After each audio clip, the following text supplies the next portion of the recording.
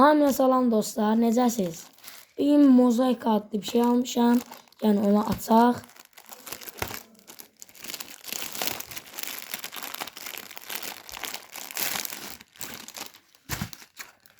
Böyle bir şey çıxdı. İçindən böyle bir şeyler çıxır.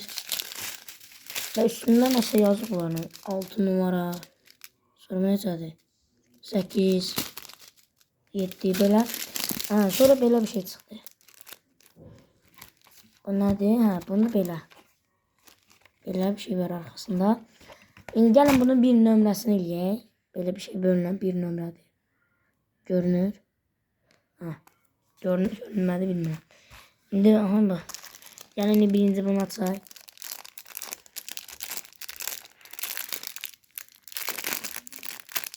Vay da açılmadı. Açılma yeri yoxdur. Bir dəqiqə var.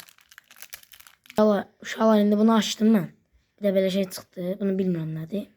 Bunu koydum bir qırağa. Bu. Gəlin burada bir nömrəyi qopardaq. Və birinci nömrə baxın. Birinci nömrə. Bir dəqiqə saxladıq. Uşaqlar bura tökdük. Bir nömrəni. İndi götürüm uşaqlar bir dənə. Və bunun üstündəkini də açırıq. Uşaqlar rahatladaq.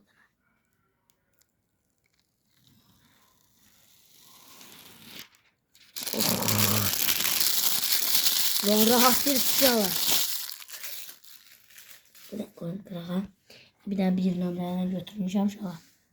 Bir dənə bir nömrə. Məsələn. Bura yapışdı.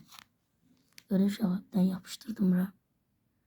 İndi biz bir də buraları zadı qutaraq. Ya da qutarmayaq. Tez-tez biz eləyək.